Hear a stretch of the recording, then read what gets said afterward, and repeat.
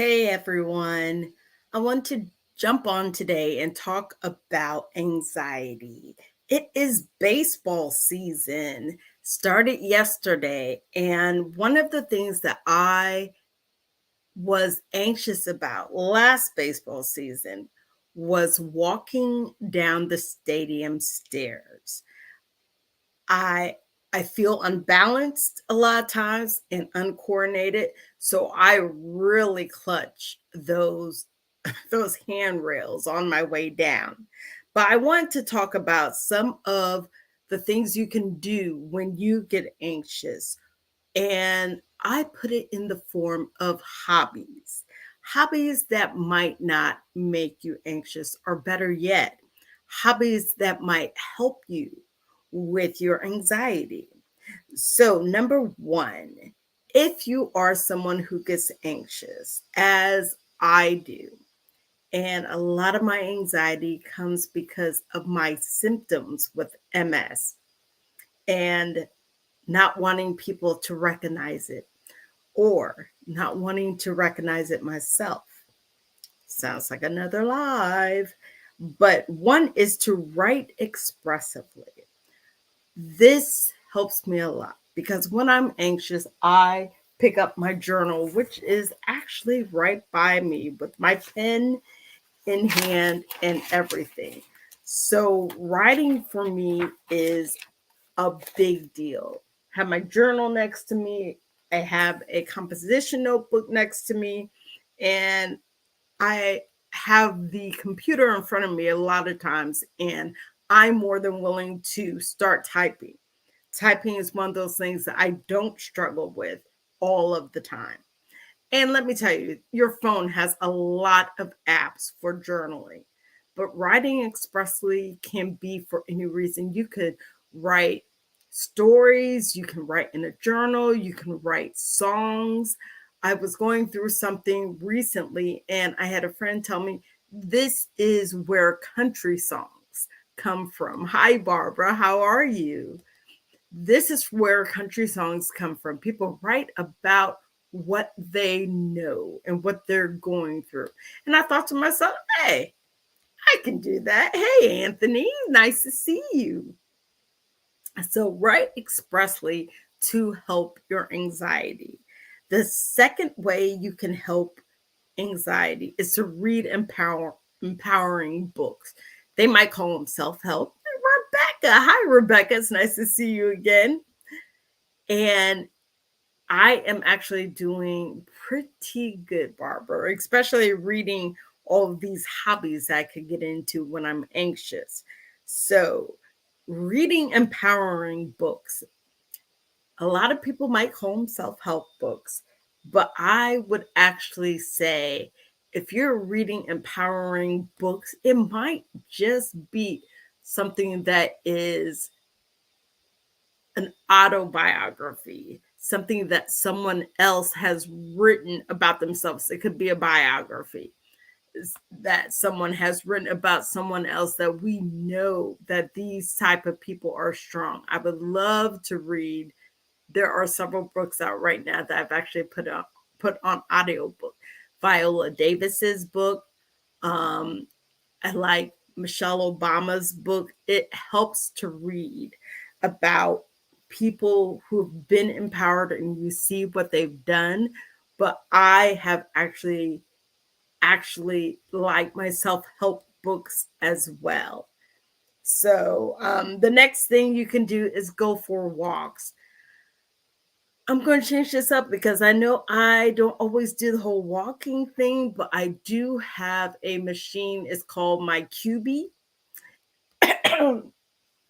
You guys probably just saw what happened.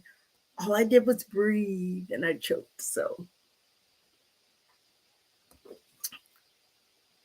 let me say again, I have my QB and I like working on that. It's a smaller elliptical machine. It doesn't have any handles.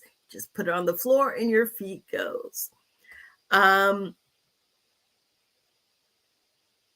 oh, you're from Scotland. I'm actually in South Carolina. I'm in South Carolina. So we're having baseball season just opened. We're having great weather in South Carolina, and apparently it's going to be very busy here in Charleston because they are having the bridge run. Yeah, I think they're actually going to either have the bridge run or the weekend leading up to the bridge run. They said that they're having something in Somerville, which is near us, and that is the flower festival. So lots going on around here.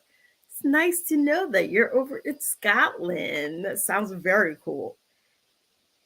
So I was saying go for walks. If you like swimming, I'm not sure how much that can help with anxiety. Like if you're going through it right now. Hi, Marcellus. If you're going through it right now, swimming might be hard to get to, but my QB is really easy. And going for walks, regardless of our mobility, I think will help with anxiety. Cook enjoyable meals. I love baking. And as much as my mother likes to cook, I would prefer to bake. And I like seeing the outcome of what I have baked. By outcome, I mean, does everybody like it? I do mean, does everybody like it? And I want it to be pretty. So, all those shows that I watch on TV, on the Food Network, and the Cupcake Wars, and things of that nature, I like to see if the things that I make come out pretty. And then there's the place here, Barbara, called Crumble Cookies. I love to see if I can take one of their cookies, which is their flavors for the day, and if I can create it myself. So I did that. The last time I did that, I did a raspberry lemonade cookie. And it was a hit. Everybody loved it. So if you can get into cooking enjoyable meals, it kind of calms you down because you have to think about the measurements of things, those those ingredients that you're putting together and things of that nature. So it's wonderful. Create beautiful pictures.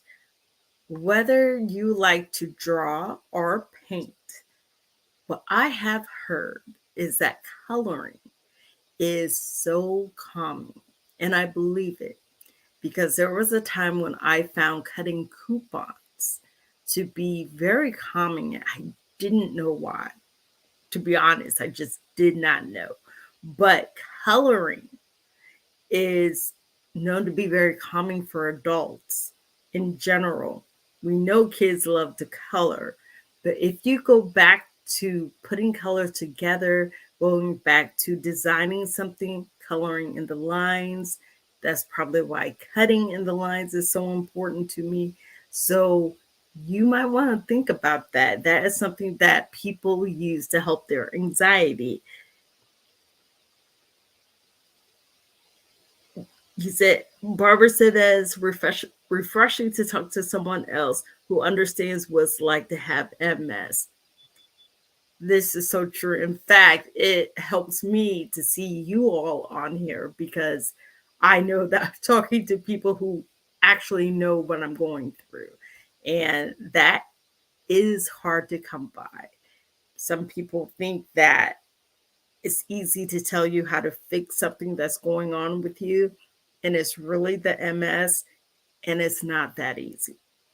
Do you know what I mean? Someone might say, well, if you just do this, well, there is no just with MS. There's no just.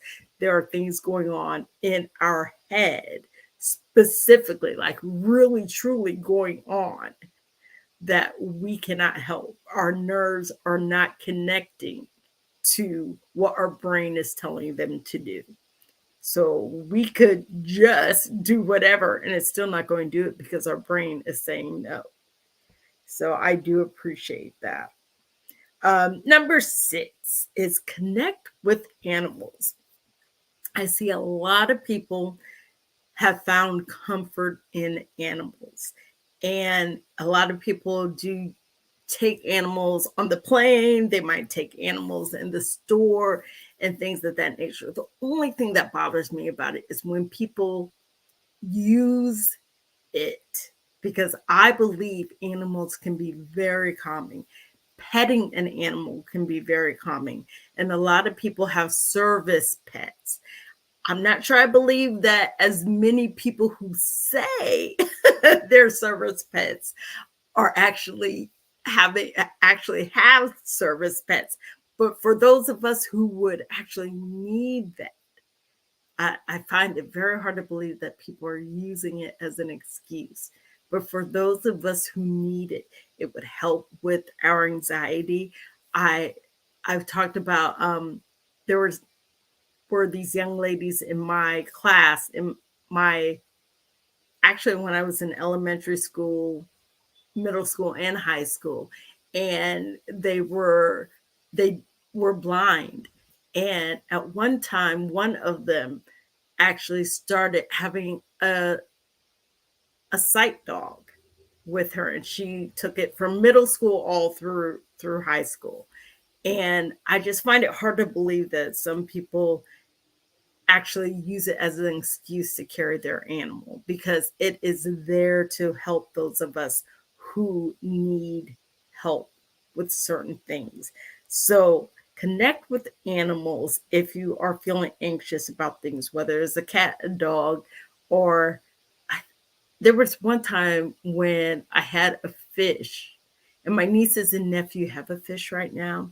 It might not be something that you can touch, but I will say this. I was very careful not to be as loud as I was at that time. Like, I didn't want to yell across the house because I didn't want to startle the fish. It's, it seems so silly to say right now, but it was so true. And now that I think about it, I can imagine that my anxiety just went lower because I was like, okay, Roxanne, chill out. So anxiety in animals, I know petting dogs and cats is a big one. Get into yoga. Talked about yoga a lot. Yoga calms your anxiety. I believe it's because you have to concentrate on the poses, and you have to concentrate to make sure that your feet or your legs or your hands are in the correct area, and then to hold that pose for so long. So when you're holding that pose, it's just helping you even more to concentrate on something other than what is making you anxious. It helps me, even though I can't hold some poses, it helps me to see how long I can hold a pose. It might not be as long as everybody else, but how long can I hold that pose? And then the last one here is watch inspiring movies. I know we all have different things that we find inspiring. Um, whether or not they're documentaries or movies based on true stories, uplifting or motivational movies. It depends on who you are. But there's so much out there and so many ways that you can find inspiring movies, because you have streaming now, you have cable, you have direct TV, you have all these different ways, including the library and the internet. And if you have Amazon, I believe you can look up inspiring movies and books. We talked about books earlier. You can look up books that will help you as well when it comes to anxiety. So I just want to go through about 8 things that will help you with anxiety. Again, I said that as far as MS is concerned, sometimes it just makes me feel so anxious when I'm talking to people. I feel like they could see the optic neuritis because sometimes my eyes might jump. When I'm walking somewhere, I feel like everybody's concentrating on my leg. When I am somewhere, period, I feel like people might be watching me walk and think that I am impaired because I'm off balance or uncoordinated. And it it's hard sometimes. It's hard sometimes to get out of your head and stop thinking about what everybody else might be thinking about you. So just remember there are ways to work through anxiety, whether or not you're anxious because of symptoms of MS or just having MS in general. But just know that there are hobbies for you and there are things that you can do to help with your anxiety. So I am going to go. I hope you guys enjoyed this, and I will be talking to you tomorrow. See you soon. Bye.